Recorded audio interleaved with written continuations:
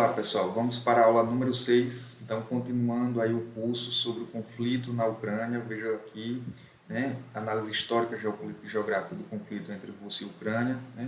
Vamos acompanhar comigo, vamos para qual é o tema dessa aula de hoje. A gente continua a discutir a geografia da guerra, conflito na Ucrânia, certo? Mas o tema de hoje, dessa aula número 6, qual é? Acompanhe. Império dos Estados Unidos. Vão ser 2 aulas para discutir a formação do Império dos Estados Unidos. Os Estados Unidos é um país imperialista. Então vamos lá, parte 1. Essa aula número 6 é a parte 1. O que é que a gente vai entender aqui? Nós vamos entender, vamos estudar a formação territorial dos Estados Unidos. Veja, para os Estados Unidos se formar enquanto esse país aqui, hoje considerado o 4º país maior do planeta, foi necessário muitas guerras, muitas ocupações, expansão para o oeste, enfim, compra do território como o estado do Havaí da Rússia. Então, localizado na América do Norte, entre o Canadá e o México, o território estadunidense ocupa 22,2% da América, com 9.833.517 km², incluído o Alasca e o Havaí. É o 4º país mais extenso do globo, depois da Rússia, Canadá e China. E é o 3º mais populoso, com mais de 326 milhões de habitantes, de acordo com dados de 2017. Politicamente, os Estados Unidos dividem-se em 50 estados autônomos, 49 continentais, incluído o Alasca, além do Havaí e o Distrito da Colômbia. Então está aqui os Estados Unidos, 50 estados autônomos, certo, pessoal? Está aqui o mapa dos Estados Unidos. Vamos dar sequência aí. Aqui ainda sobre a formação territorial, nós temos o início da formação dos Estados Unidos deu-se no começo do século XVII, quando foram criadas as primeiras colônias europeias estáveis, lembrando que os Estados Unidos foi colonizado pela Inglaterra, Então as primeiras colônias europeias foram Jamestown, hoje Virgínia, em 1607, e Nova Amsterdã, que fundada por holandeses em 1614, foi tomada pelos ingleses em 64, quando passou a se chamar Nova York. Posteriormente, 11 colônias foram fundadas, formando as chamadas 13 colônias. Então, além das 2 que a gente tinha falado, que foi Jamestown e Nova Amsterdã, mais 11 foram fundadas, juntando aí 13 colônias inglesas. Está aqui as 13 colônias, vejam, elas depois se dividiram entre colônias do norte, essas daqui de laranja, e as colônias do sul. Em 4 de julho de 1776, as 13 colônias inglesas se uniram e se declararam livre do domínio inglês. Então, 4 de julho de 1776 foi a declaração de independência.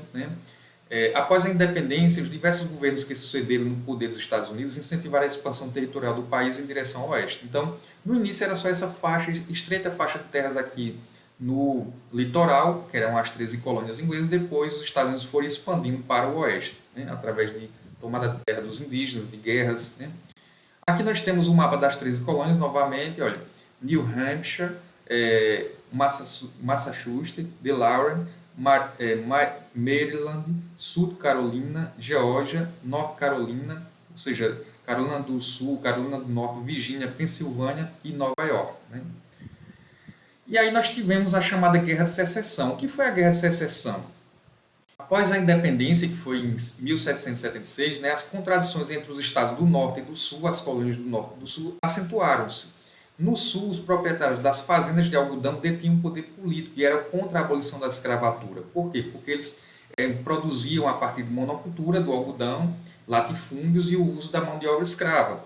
E a economia deles era voltada para o mercado externo. Já os colônios do Norte, olha, eram donos de indústrias têxteis e detinham poder econômico e desejavam o fim da escravidão. Por quê? Porque precisava de mão de obra livre e assalariada.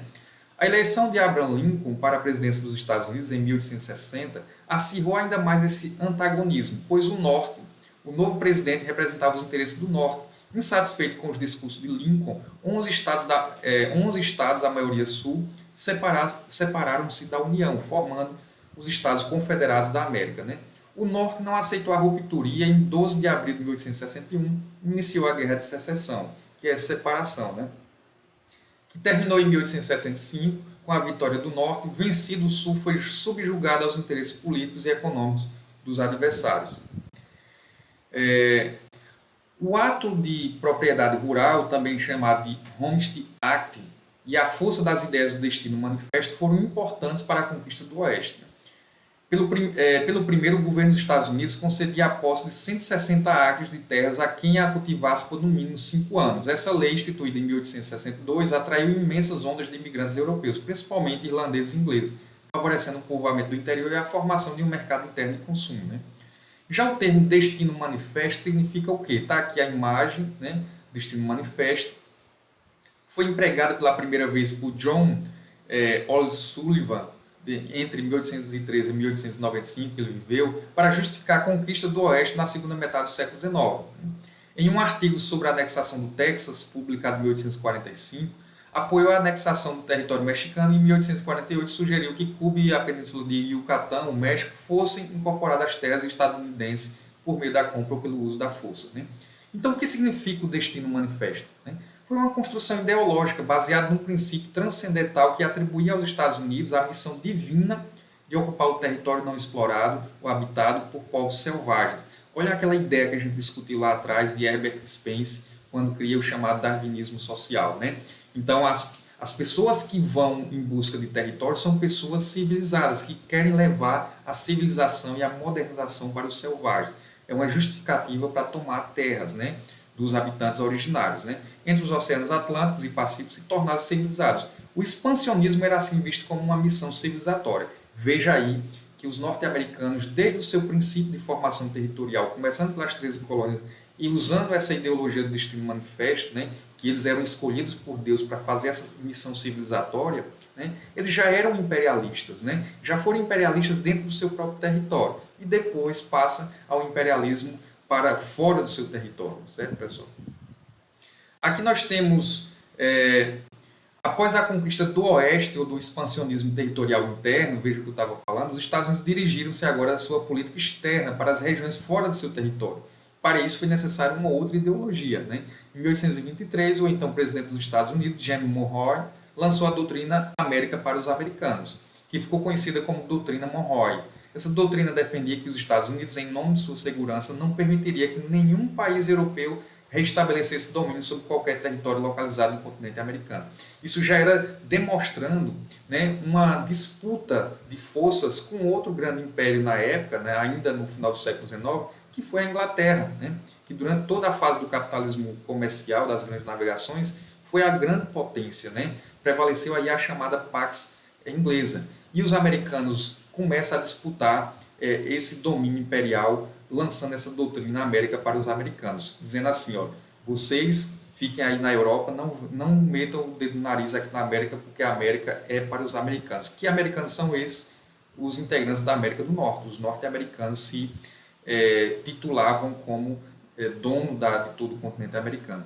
Nasceu com essa doutrina a tutela dos Estados Unidos sobre os países da América Latina, veja o que eu estava falando, que consequentemente norteou as relações de dominação entre esses países e os demais países do continente. Está aqui, doutrina Monroe, aqui os americanos, dizendo a América para os americanos, e vocês, os navios ingleses de outras potências, passe e continue nos seus territórios, certo, pessoal? Aqui nós temos nesse slide o processo de expansão territorial dos Estados Unidos. Em 1845, o presidente James Knox Polk, ele viveu entre 1795 a 1849, adotou uma política externa expansionista conhecida como Corolário Polk. Neste ano, colonos dos Estados Unidos, que viviam nas terras mexicanas do Texas, proclamaram-se independentes e solicitaram a sua anexação aos Estados Unidos. O avanço sobre essas terras mexicanas deu origem à Guerra do México, que se deu entre 1846 e 1848. Os Estados Unidos saíram vitoriosos, além do Texas e da Califórnia, anexaram o Novo México. Então veja que tamanho de território, olha, a Califórnia, Novo México, Texas, todo esse território aqui pertencia ao México. E nessa guerra entre 46 e 48 do século XIX, eles acabaram tomando o México. Utah, Arizona, Nevada e parte do Colorado, leia entre aspas, olha, toda essa região de verde aqui, na verdade, pertencia ao México. Olha só como foi o processo de expansão territorial entre 1813 e 1853. Só havia esse território aqui, que eram as 13 colônias inglesas, como vocês podem observar aqui de rosa. Depois, em 1783, cedido pela Inglaterra, esse outro território aqui da parte central dos Estados Unidos. comprado da França de 1803, essa outra parte laranja todinha, comprado da Espanha em 1819, essa parte aqui da Flórida, adquirido um acordo com a Inglaterra em 1846, esse de amarelo aqui, Oregon, e tomado do México em 1848, toda essa faixa verde aqui. Então veja que essa parte continental dos Estados Unidos já estava formada aqui até 1848. Restou comprar ainda o território do Alasca, né, que pertencia à Rússia. Né? Então vamos lá. Expansão territorial. O Big Stig, ou chamado Grande Porrete. Veja essa charge aqui, ó, um americano, né, com um grande porrete, para mostrar o que? Olha, a política de conquista e de hegemonia intensificou no decorrer do século XX. A partir de 1904, com o corolário Roosevelt, postulado da política externa do presidente Theodore Roosevelt, de 1858 a 1919, conhecido pelo nome de Big Stick, Grande Porrete, as intervenções armadas estadunidenses tomaram-se frequentes e asseguraram a influência dos Estados Unidos na América Latina. Ampliou essa política para a esfera econômica e passou a pregar que as empresas estadunidenses deveriam ter privilégio na parte do continente. Então, veja, todas essas setinhas aqui demonstram o processo de intervenção, seja militar ou não, nos territórios dos países da América Latina. Isso tudo baseado na teoria do corolário Roosevelt, do presidente Roosevelt, que ficou conhecido como Grande Porrete ou Big Stick, né? Essa política do controle territorial, né, da América Latina como um quintal dos Estados Unidos. Né? Então, pessoal, o que eu tinha para falar era isso. Nessa primeira aula, vocês entenderam um pouco o processo de formação territorial dos Estados Unidos. Daqui a pouco a gente vem. Tchau, tchau, até mais.